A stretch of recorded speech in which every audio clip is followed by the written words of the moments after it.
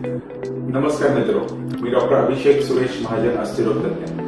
आता ओपीडी मध्ये माझ्या सांधेरोपण गुडघे सांधेरोपण एन्क्वायरी करणारे भरपूर पेशंट असतात.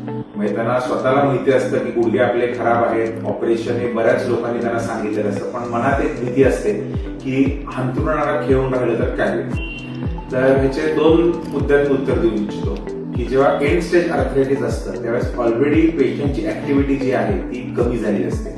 आता तुमच्या माहितीतलं जर कोण सांधेदुखीनं त्रस्त असतील तर तुम्ही विचार करा की आज ते किती चालतात, त्यांची किती ऍक्टिव्हिटी नाही. 10 वर्षापूर्वी ज्या गुडघे नॉर्मल होते त्यावेळेस किती होती. त्यामुळे सिग्निफिकंट ऍक्टिव्हिटी रिडक्शन ऑलरेडी झाली असते. त्यामुळे ऑपरेशन नंतर डेफिनेटली त्यांचं इम्प्रुव्हमेंटच होते, म्हणजे कमी होण्याची शक्यता अगदी नाहीच्या बरोबर असते.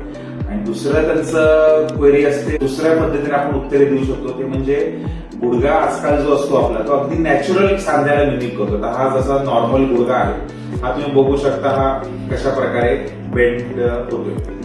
तसाच आता हा कृत्रिम सांधा, हा देखील बघा तसाच बेंड होतोय. त्यामुळे नवीन जो आपण सांधा टाकतो तो नॅचरल गुडघ्याला मिमिक करणार असतो, म्हणजे त्याच्यासारखाच त्याच आकारानं त्याच शेपनं बनवलेला असतो. त्यामुळे गुडघ्याची हालचाल ही ऑपरेशन नंतर देखील आजकालच्या नवीन पद्धतीने जेव्हा आपण ऑपरेशन करतो त्यामुळे पहिल्या नॅचरल गुडघ्या एवढीच ती हालचाल त्याची होते.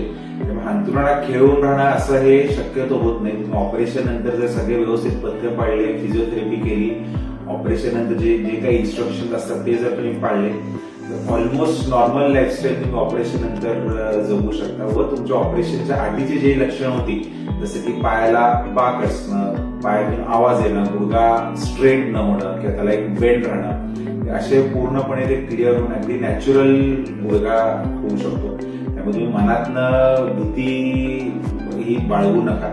आणि तसंच दुसरा एक क्वेश्चन असतो ऑपरेशन नंतर तुमचं दुखणं किती राहतं. तर आजकाल आपण मल्टी मोडल अनालिसिस आहे, म्हणजे विविध प्रकारे आपण पेशंटला त्रास होऊ नये पेनचा किंवा दुखण्याचा त्याकरता आपण करत असतो. त्यामुळे त्यामध्ये ऑपरेशनच्या मध्ये काही स्पेसिफिक इंजेक्शन देणं, सलाईन मार्फत काही पेन किलर देणं आणि लवकर मोबिलायझेशन म्हणजे हालचाल आपण लवकर चालू करतो. त्यामुळे पेशंटचे मसल्सची रिकव्हरी ही लवकर चालू होते आणि त्याच्यामध्ये देखील पेन हा कॉम्पोनंट खूप कमी होतो.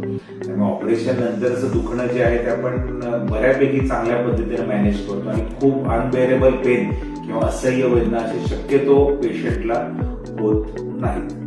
धन्यवाद.